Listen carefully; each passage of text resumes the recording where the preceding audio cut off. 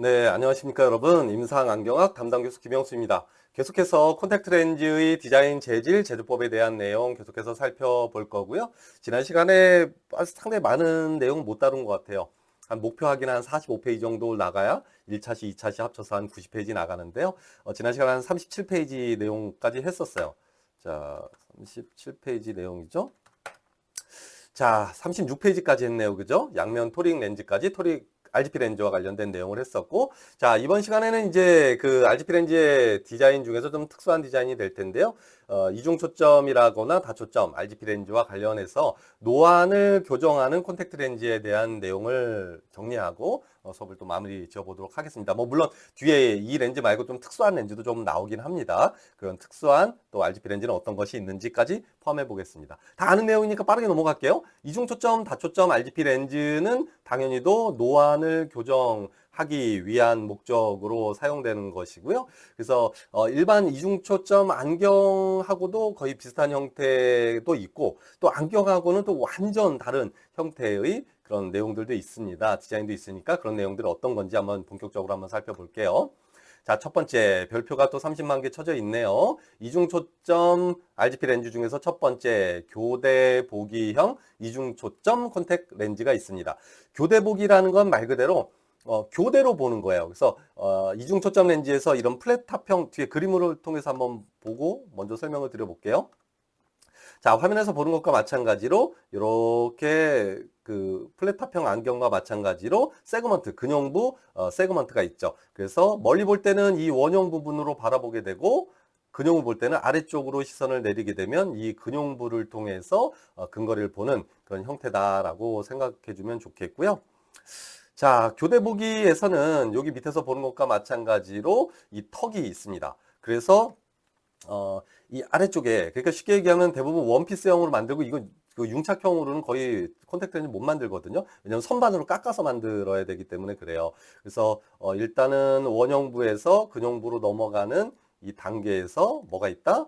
이런 턱이 형성되고 눈을 깜빡깜빡할 때 이 턱에 좀 걸리는 그런 착용감에 어쨌든 뭐 문제점도 가지고 있겠고, 당연히 원형부에서 근형부로 갑작스럽게 도수가 변하는 거기 때문에 이미지 점프도 나타난다, 뭐 이런 것들도 알아둘 필요가 있고, 이 밑에 보면 플랫한 피팅이 요구된다는 의미는 뭐냐면, 자, 다시 그림으로 넘어가서 멀리를 보다가 아래쪽을 볼 때 시선이 아래쪽으로 향할 때 렌즈가 너무 스티프하게 처방돼 있으면 어떻게 됩니까? 렌즈랑 같이 동시에 움직이기 때문에 아래쪽을 봐도 또 원형으로 보게 되겠죠. 그래서 렌즈를 약간 플랫하게 처방을 하게 되면 눈은 아래쪽으로 내려오지만 렌즈는 그대로 눈의 중앙에 부착되어 있기 때문에 시선이 아래쪽으로 이동해서 근용부를 통해서 근거리를 볼 수 있겠죠.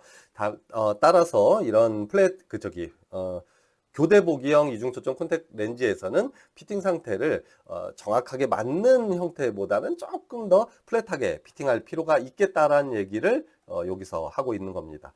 자, 두 번째, 아까도 얘기한 것처럼 상도약이 발생한다는 거 하나랑 또 렌즈의 안정화가 중요하겠죠. 왜 그래요? 근형부 이 경계선이 렌즈가 회전돼 버리면 이 근형부를 통해서 제대로 못 볼 수도 있잖아요. 그러니까 렌즈가 회전되지 않도록 토릭 RGP 렌즈에서와 마찬가지로 이런 축방향 안정화 기법들을 사용하게 되는데, 대표적인 게 프리즘 밸러스트 방식과 트렁케이션, 하부 절단 방식이 일반적으로 사용되고 있다. 또 한 가지는 상도약과 관련된 문제는 뭐 국가고시에서 국가시험에서 많이 물어보는데요. 뭐와 가장 큰 관련이 있다고 내가 지난 시간에 그 모의고사 문제 풀이할 때도 해줬었죠. 그렇죠.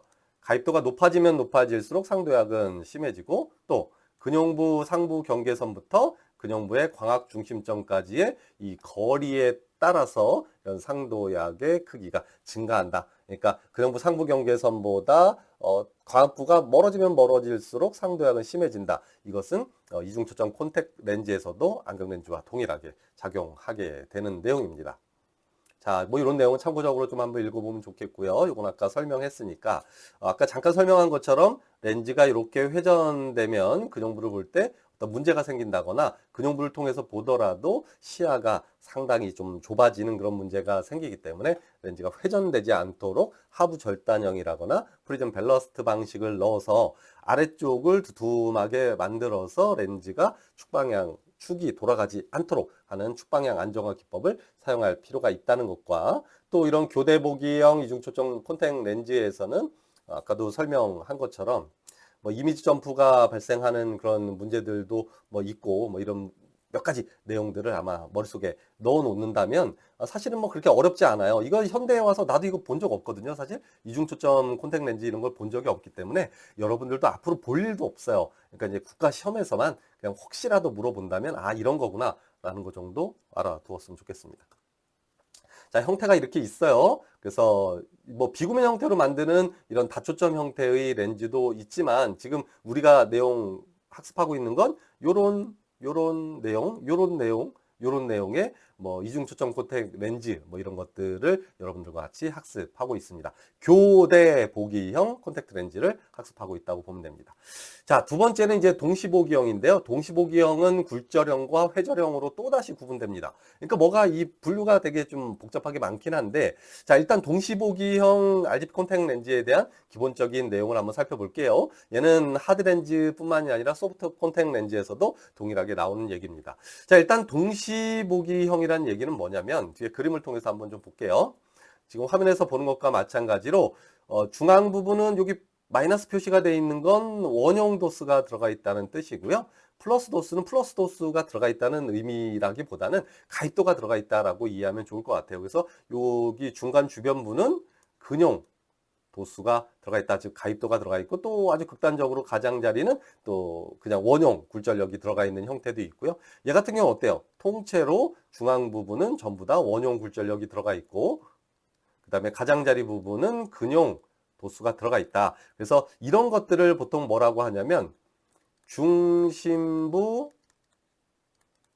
원형 이중초점 동시보기형 콘택 렌즈라고 얘기합니다. 그래서 중심 부분이 원형으로 되어 있느냐 또는 어떤 것들은 어떻게 되어 있냐면 이거 반대로 되어 있기도 해요. 중앙 부분이 가입도가 들어가 있고 여기가 주변 부분이 마이너스 도수가 들어가 있기도 해요. 이런 렌즈들은 중심 근용 동시보기형 이중초점 콘택 렌즈다 뭐 이렇게 설명하기도 하는데요. 어찌됐든 뭐 다양한 형태들이 있고 이거는 눈 안으로 동시에 원형 도수와 또 근용 도수를 통과한 빛이 망막에 결상돼서 동시에 보여지고 그 중에서 이 머리가 조금 더 망막에 선명하게 결상된 이미지를 택하고 나머지 흐린 이미지는 억제시켜서 원형 볼 때는 먼 거리 볼 때는 이 원형부로 들어온 이미지를 선명하게 보고 근용을 볼 때는 근거리 가입도 부분으로 들어온 이미지가 선명하기 때문에 그 이미지를 선명하게 인식하는 그런 형태로 보여진다.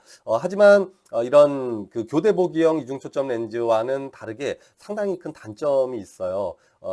그러니까 이 렌즈 자체에 눈 안으로 여러 개의 빛이 들어오고 그 중에서 예를 들어서 이런 거 같은 경우는 중심으로 들어오는 빛 50개 주변 부분으로 들어오는 빛 50개 가정하자면 그렇다는 거예요. 전체 눈으로 들어오는 빛이 100개라고 가정했을 때 그러니까 분리가 되죠. 그 중에서 내가 이 머릿속 망막이 인식하는 빛이 상대적으로 좀 적기 때문에 대비감도가 상당히 좀 감소하는 그런 단점들도 가지고 있는 것이 이런 동시보기형 콘택트 렌즈다. 노안용 콘택트 렌즈다라고 보면 되겠습니다. 여기 봐봐요.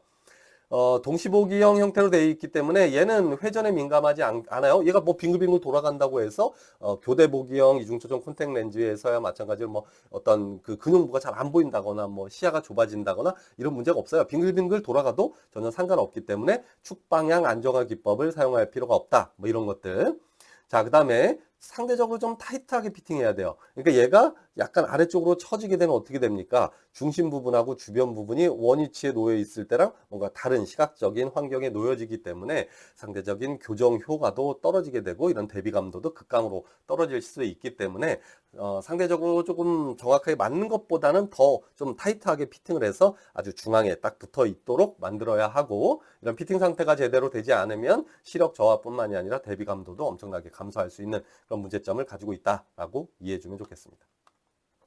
자, 그다음에 회절형인데요. 이건 사실은 요즘에 거의 나오지 않기 때문에 여러분들에게 뭐 설명할 필요가 있겠나 싶겠지만 어찌됐든 동시보기형이에요. 얘도 마찬가지로 어떤 뭐 플랫탑형처럼 이렇게 근용부가 달려있는 것이 아니라 홈이 파져 있어요. 렌즈를 확대해 보면 여기 보면 여기는 좀 움푹 들어가 있고 여기는 볼록 튀어나와 있죠. 그래서 빛의 회절 현상을 이용하는 겁니다. 그러니까 빛이 쭉 가다가 빛은 어떤 특성을 가지고 있어요? 이런 뾰족한 모서리에 부딪히게 되면 꺾이는 그런 특성을 가지고 있죠. 그런 것을 빛의 회절이라고 하고, 따라서 눈으로 들어오는 빛을 요 턱에서 회전시켜서, 이걸 요 밑에 그림을 보면 좀 알겠지만, 예를 들어서 이게 턱이다. 그럼 여기 딱 하고 들어오는 빛이 요 모서리에서 부딪혀서 회절돼서 꺾이겠죠. 꺾이겠죠. 그래서 이런 이미지를 결상하겠죠. 또 뭐 상대적으로 이 고리의 수라거나 이런 거에 따라서 또 꺾이는 위치도 좀 달라지고요. 높이라거나 폭에 따라서 달라집니다. 그래서 여러 개의 빛을 망막에 비추고 주시 거리에 따라서 망막에 선명하게 맺히는 빛만을 인식하게 되고 나머지는 머리에서 억제시켜 버린다. 따라서 노안을 교정할 수 있는 그런 하나의 방법이다라고 생각해 주면 좋을 것 같고요. 이런 원리들이 어디에 주로 적용이 많이 되냐면 콘택트 렌즈에도 적용되지만 눈 안에 삽입하는 다초점 인공 수정체도 이런 형태로 만들어진다. 그러니까 이런 형태 회절형이 됐던 굴절형이 됐던 도수를 넣어서 만들던 이런 턱을 만들어서 회절시키든 이런 형태를 눈 바깥에 끼면 그 콘택트 렌즈로 노안을 교정하는 그런 효과가 나타나는 거고요. 이런 걸 눈 안에다가 삽입한다고 하면 인공수정체 형태로 삽입하면 그게 백내장 수수로 다초점 인공수정체의 형태다라고도 이해해주면 좋겠고, 이런 내용은 나중에 추가적으로 설명할 기회가 아마 있을 거고요. 아마도 우리 그 오피스트 트랙 안과 검사 스페셜리스트 트랙 수업을 듣는 친구들이라면 아마 이런 내용들은 전부 다 충분히 학습했을 것으로 예상이 됩니다. 어쨌든 넘어가 볼게요. 자, 그래서 이걸 설명하고 있는 거죠. 그래서 이런 회절되는 요런 볼록볼록 튀어나와 있는 요런 데에서 빛이 부딪히면서 꺾여서 눈 안에 다양한 초점을 만들게 되고, 이런 다양한 초점 중에서 망막에 선명하게 결상된 이미지를 가지고 이런 물체들을 인식한다. 이런 그 회절형 다초점 인공수정체가 아니라 단초점 같은 경우는 초점이 이렇게 하나 맺히는 걸 거고요. 얘 같은 경우는 뭐 지금 보면 하나, 여기 2개 정도 설명하고 있지만 실질적으로는 이 턱의 개수에 따라서 더 많은 초점을 맺히게 되고, 그래서 원거리와 근거리뿐만이 아니라 중간거리까지도 모두 교정이 가능한 그런 형태다. 자, 그래서 다시 한번 정리해 보면 교대보기형 이런 노안용 콘택트 렌즈가 있고, 또 동시보기형 노안용 콘택트 렌즈가 있다. 또 동시보기형 노안용 콘택트 렌즈는 굴절형과 이런 회절형으로 구분된다. 뭐 이렇게 좀 정리해 주면 좋을 것 같고요. 상대적으로 아까 얘기한 것처럼 얘는 근데 문제점이 뭐가 있냐면 아까 하나 안 하고 넘어간 게 있는데 어디 있을까요? 어디 있을까요? 여기 왜 안 나오지? 어찌됐든 얘 같은 경우는 여러분들 상상되겠지만, 만약에 동공의 크기가 좀 여유가 있다면 상관이 없겠지만 동공의 크기가 이렇게 작다면 어떨까요? 이 가입도로 들어간 빛은 눈 안으로 들어가지 못하잖아요. 오로지 원형으로 들어가는 빛들만 눈 안으로 들어가니까 동공의 크기에 상대적으로 영향을 많이 받고요. 그 다음에 아까 얘기한 교대보기형 같은 경우는 뭐 동공의 크기랑은 뭐 하등의 차이, 그 영향을 받지 않습니다. 거의 받지 않습니다. 단지 이런 교대보기형 같은 경우는 뭐 회전에 민감하기 때문에 축방향 안정화 기법을 적용해야 한다는 것, 또 이미지 점프가 있다는 것, 그런 것들을 알아둘 필요가 있고, 이런 동시보기형 콘택트 렌즈에서는 이런 동공의 크기가 상대적으로 크게 영향을 받지만 회전에 대한 영향은 크게 받지 않는다. 뭐 이런 내용들을 아마 여러분들 이 그림을 통해서 이해를 한다면 어떤 응용 문제가 나오더라도 모두 해결할 수 있을 것입니다. 자, 그래서 한번 넘어가 볼게요. 자, 이런 내용들 설명했고, 자, 이제 특수 하드 렌즈 그냥 몇 가지 설명하고 수업은 마무리 지어야 될 것 같은데, 소프트 콘택트 렌즈까지도 할 수 있으면 한번 좀 해보도록 하겠습니다. 지금 14분 넘어가고 있어요. 자, 특수 렌즈, 특히 특수 하드 렌즈 같은 경우는 어떤 것들이 있는지 여기 나와요. 색깔이 들어가 있는 렌즈, 미용 렌즈, 뭐 피놀 렌즈, 뭐 구멍이 뚫려 있는 렌즈, 뭐 이런 것들이 있고요. 여기 봐봐요. 또 안정화 요소를 가진 각막 렌즈, 그러니까 난시 교정용 렌즈인 거죠. 얘가 축방향이 회전되지 않도록 만드는 이런 렌즈들도 있을 거고요. 도수가 높을 때 높은 렌즈에 사용되는 렌티큘러 렌즈라거나 뭐 잠수할 때 쓰는 콘택트 렌즈, 치료용 렌즈, 뭐 진단용 렌즈, 연구 목적의 렌즈, 뭐 이런 특수한 종류의 다양한 렌즈들이 있습니다. 한번 쭉 한번 살펴볼게요.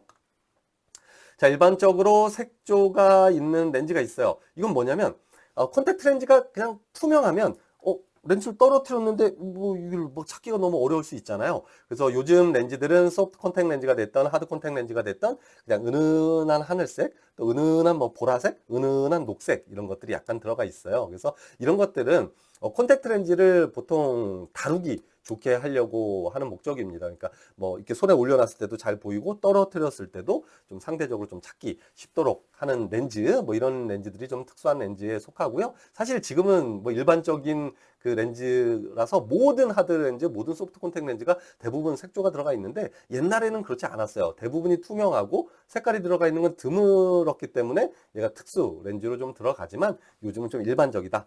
자, 두 번째, 홍채 렌즈가 있는데요. 사실 그 하드 렌즈로는 잘 안 만들어요. 왜냐면 하드 렌즈는 여러분들 알다시피 정면에서 보았을 때 여기가 동공이면 이렇게 각막 크기보다 대체적으로 좀 작기 때문에 이 주변 부분까지 홍채가 들어가는데 여기에 뭐 컬러가 홍채 색깔이 들어가 있다고 하더라도 이 주변 부분을 커버해 주지 못하잖아요. 그래서 하드렌즈에선 잘 만들어지진 않지만 그래도 하드렌즈에서도 미용상 효과를 볼 수 있는 이런 홍채 렌즈가 있는데요. 뒤에 그림을 통해서 볼게요.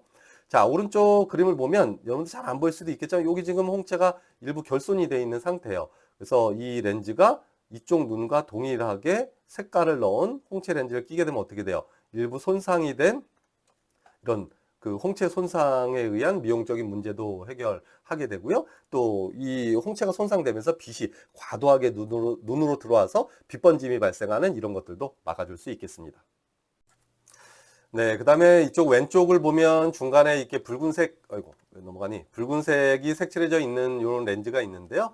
이 임상에서 그렇게 보기가 쉽지는 않아요. 렌즈 자체도 워낙 비싸고요.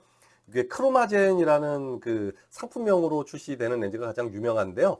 이 중간 부분에 이렇게 빨간색으로 들어가 있어요.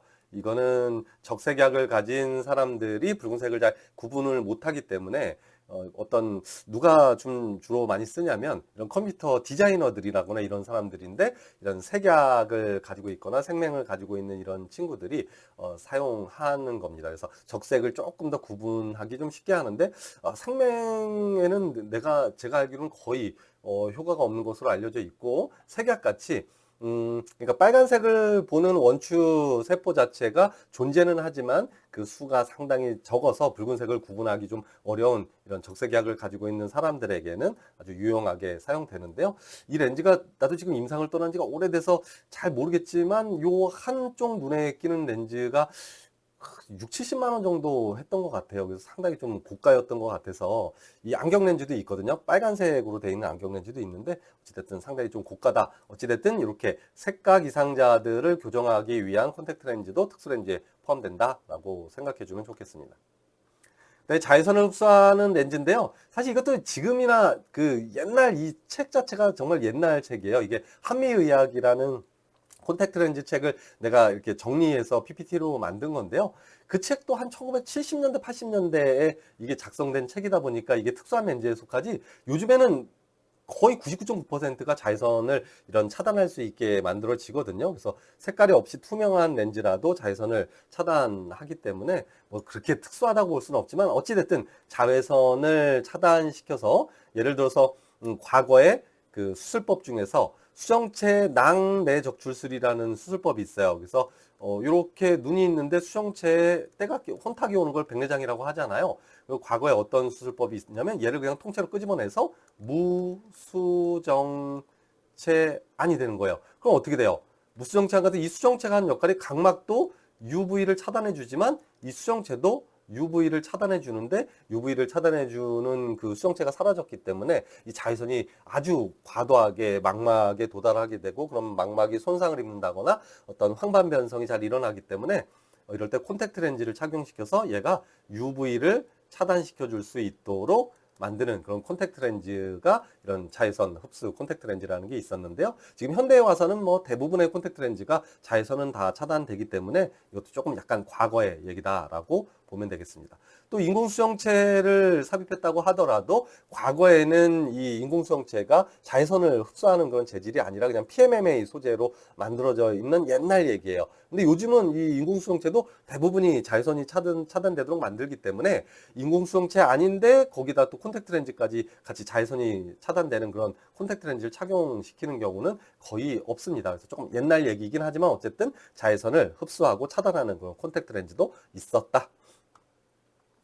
자, 피놀 렌즈 같은 경우도 있겠죠. 이런 것들은 그림을 통해서 보면 이렇게 중앙에 구멍이 뚫려 있고 여기는 완전 다 깜깜하게 되어 있는 이런 렌즈인데요. 어떤 경우에 좀 주로 사용하냐면 무홍채증을 가지고 있다라고 가정해 볼게요. 무홍채증을 가지고 있으면 어때요? 이 홍채가 없기 때문에 과도한 빛이 눈으로 들어가고 동공도 당연히 없겠죠. 홍채가 없으니까 눈부심이 발생하니까 그런 경우에 착용시켜 줘도 좋을 거고요. 또 위에 보면 여기 뭐 노안을 교정하는 효과도 있다 그래요. 그래서 이 구멍을 작은 곳을 통해서 보게 되면 우리가 어떤 구절 이상도 교정된다라고 알고 있지만 이런 정시의 경우에 대략 그 이런 피놀 렌즈의 직경에 따라 좀 다르지만 일반적으로 한 1mm 정도 직경이 된다고 하면 플러스 1다이옵터의 플러스 효과가 또 나타난다고 해요. 그래서 노안 교정 목적으로 사용하는 경우도 있고 또 이 무홍채증은 아닌데 어떤 특정한 병 때문에 동공이 이렇게 좀 커져 있는 그런 사람들도 있거든요. 그럼 빛이 너무 과도하게 들어가니까 그런 사람들도 여기 중앙만 구멍을 뚫어놓고 콘택트 렌즈가 전부 다 이렇게 까맣다면 과도하게 들어오는 빛에 의한 빛번짐, 또 동공이 커서 발생하는 그런 구면수차의 영향에 의한 흐림 이런 것들도 막아줄 수 있겠습니다. 자, 그다음에 요거는 이제 이것도 옛날 얘기인데요. PMMA 렌즈 같은 경우는 이 산소 공급이 거의 제로에 가깝다고 얘기했잖아요. 그래서 이렇게 렌즈에 뭐 구멍을 뚫어놓은 이런 렌즈들이 있어요. 또는 뒷면에 이렇게 관을 파서 이 눈물 순환이 되게 잘 되게 만들어져 있는 이런 렌즈들도 있어요. 쉽게 얘기하면 이제 렌즈 재질 자체가 이런 산소 공급을 제대로 해주지 못하기 때문에 이런 구멍을 통해서 직접적으로 산소가 공급되고 이런 관을 통해서 눈물 순환을 잘 되게 해서 산소 공급이 좀 원활하게 되도록 이런 만드는 그런 특수한 종류의 하드렌즈가 있었지만 현대에 와서는 PMMA 재질이 아니라 RGB 재질로 넘어오면서 렌즈 재질 자체가 산소 공급을 워낙 잘해주기 때문에 이런 렌즈들은 지금은 사용되고 있지는 않는데 그래도 참고적으로 하나 알아두었으면 좋겠습니다. 자, 그 다음에 이 앞쪽에서 그냥 토링 렌즈 설명하면서 했던 이런 축방향 안정화 기법이 사용된 특수 렌즈들도 있죠. 프리즘 밸러스트 방식이라거나 하부 절단형 방식이라거나 이중 슬랩 오프 뭐 이런 방식이라거나 이런 것들 또 교대 보기형 이중 초점 콘택 렌즈 뭐 이런 것들과 같이 노안을 교정하기 위한 특수한 하드 렌즈 종류 뭐 앞에서 설명했죠. 그런 것들이 쭉 있겠습니다. 자, 렌티큘러 가공은 얘기했죠. 높은 플러스 도수나 마이너스 도수에서 두께와 무게를 감소시키기 위해서 이런 광학 부직경을 좀 줄여서 가공하는 그런 기법이다라는 내용도 설명을 했었습니다. 또 치료용 콘택트 렌즈가 있는데요. 치료용 콘택트 렌즈는 사실 크게 두 가지로 나눠지는데요. 도수가 없는 치료용 콘택트 렌즈가 있을 수 있는데 이거는 그 하드 렌즈에서는 아니고요. 소프트 콘택트 렌즈에서 뭐 뒤에서 또 설명하겠지만 예를 들어서 뭐 각막에 상처가 났다. 그러면 우리가 이렇게 피부에 상처가 나도 밴드 같은 거 이렇게 하나 붙이잖아요. 그럼 이렇게 뭐 외부로부터 자극이라거나 이런 옷에 쓸리지 않아서 이 상처가 빨리 회복되듯이 각막에 상처가 생기는데 눈을 계속 깜빡이게 되면 그 상처를 계속 자극하니까 이 상피 세포가 재생되는 것을 좀 막거든요. 도수가 없는 소프트 콘택 렌즈를 착용시키게 되면 이 소프트 콘택 렌즈 위로 눈꺼풀이 깜빡깜빡 해지기 때문에 상대적으로 이렇게 치료가 좀 상피의 재생이 좀 빠르게 되는 그런 장점을 가지고 있습니다. 그런 형태의 치료용 목적의 콘택트 렌즈도 있고요. 그걸 밴디지 렌즈라고 뭐 밴드 렌즈라고도 하는데 이건 좀 특수하게 안검 하수를 좀 교정할 목적으로 사용하는 그런 렌즈도 있습니다. 이렇게 보게 되면 이렇게 여기가 지금 안검 하수가 생겼죠. 눈꺼풀이 좀 아래쪽으로 처졌죠. 그래서 이런 곡막 렌즈의 일종인데요. 여기를 아주 두툼하고 턱이 있게 만들면 어떻게 됩니까? 여기에 눈꺼풀이 딱 고정되겠죠. 더 이상 내려오지 않게 돼서 턱을 여기쯤 만들겠네요. 그죠? 그러면 눈꺼풀이 아래로 처지지 않으니까 이쪽 오른쪽 눈과 마찬가지로 좀 눈이 이렇게 떠지는 효과가 나타나기는 할 텐데 이거 나도 한 번도 본 적이 없고 사실 여러분들 그 그림으로 봐서도 알겠지만 렌즈가 너무 두껍기 때문에 좀 착용하기는 좀 어려울 것 같아요. 그래도 그냥 이런 게 있었다 과거에 정도는 그래도 알아두셨으면 좋겠습니다. 또 여기는 진단용인데요. 이거는 실제로 뭐 눈에 착용하고 다니는 그 형태의 콘택트 렌즈를 얘기하는 건 아니고요. 이 각막에 접촉시켜서 여기 이렇게 거울이 하나 달렸거든요. 이게 앞방각경이라는 거예요. 앞방각경 영어로 고니오스코픽 렌즈라고 하는 건데요. 그러니까 슬릿 램프를 가지고 여기 지금 앞방각이 지금 넓은지 좁은지를 가지고 녹내장 뭐 이런 것들도 진단하는데 직접적으로 슬릿 램프로 보게 되면 이게 잘 안 보이잖아요. 그래서 이 슬릿 램프를 거울을 통해서 보게 되면 어때요? 이쪽 이 앞방각이 반사돼서 슬리램프로 확인을 할 수 있겠죠. 그래서 이 앞방각이 넓은지 좁은지를 가지고 녹내장을 진단할 때 사용하는 그런 다양한 형태의 이런 앞방각경 이런 것들이 있다. 이것도 참고적으로 특수한 하드렌즈에 하나다, 뭐 속한다, 뭐 이렇게 생각해 주었으면 좋겠는데 요거는 진단용이지 끼고 다니고 이런 하드렌즈를 얘기하는 건 아니에요. 자, 그 다음에 이제 연구 목적으로 사용되는 다양한 렌즈들이 있는데, 뭐 각막의 온도를 측정한다거나, 산소 소비량을 측정한다거나, 뭐 이런 뭐 다양한 것들, 평면 거울을 사용해서 눈 운동을 기록한다거나, 뭐 이런 것들이 있는데, 요거는 그냥 정말 참고적으로 알아두시고요. 자, 요거는 한번 좀 봐뒀으면 좋겠어요. 여기 보면 이 자극, 전기 자극을 주었을 때 눈에서 오는 이 전기 신호를 받아가지고 기록하는 그런 이거 콘택트 렌즈인데요. 이건 정말 진단용이에요. 그래서 망막 전이 검사. 그러니까 쉽게 얘기하면 망막에 그런 원뿔 세포라거나 이런 기능이 제대로 되는지 안 되는지를 알기 위해서 이런 진단용 콘택트 렌즈를 착용시키고 앞에서 빛 자극을 줘요. 그래서 신호가 요 전선을 통해서 전달되는지 또 전달된다면 얼마나 그 강한 강도로 전기 신호가 전달되는지 또 그 반응 시간, 빛을 주었을 때 그 빛의 자극이 이 센서까지 도착하는 시간이 어느 정도 되는지 이런 걸 가지고 망막의 이상 유무를 판단할 때 사용하는 그런 렌즈다. 그다음에 또 단순히 이제 이 망막 전이 검사뿐만이 아니라 VEP라고 해서 시우발 전이 검사 같은 것도 있죠. 그래서 눈에다가 빛 자극을 주어서 이게 시강노를 타고 이렇게 해서 대뇌 후두엽까지 가는 그 경로 중에서 어디에 이상이 있는지를 평가할 때도 이런 센서가 달린 콘택트 렌즈를 착용시키고 빛 자극을 주어서 어디 위치까지 이 빛이 전달되는지 그런 것들을 검사하는 시우발 전이 검사 이런 것들을 할 때도 이런 전극이 달려있는 특수한 이런 진단용 콘택트 렌즈를 착용시킨다라고 보면 되겠습니다. 사실 뒤쪽에 소프트 콘택트 렌즈까지 좀 살펴봐야 하는데요. 또 시간이 너무 길어지면 여러분들 지루하니까 오늘은 여기까지 정리할게요. 그래서 하드 콘택트 렌즈와 관련된 전반적인 내용을 쭉 다뤄보았고요. 다음 시간에는 이제 소프트 콘택트 렌즈와 관련된 내용을 정리하고 또 기타 다양한 콘택트 렌즈의 디자인이라거나 제조법에 대한 내용들도 여러분들이 이론 시간에 분명히 배웠지만 다시 한번 상기하고 국가시험을 대비하는 그런 과정으로 거쳐 나가도록 하겠습니다. 이것으로 임상 안경학 5주차 수업을 모두 마무리하고요. 다음 시간에는 이 내용을 오프라인으로 수업을 계속해서 진행하도록 하겠습니다. 여러분들 남은 휴가 잘 보내고요. 나는 지금 휴일에 학교 와 있지만 여러분들 즐겁게 휴일 그 추석 명절 보내길 바라면서 수업 마무리할게요. 자, 안녕.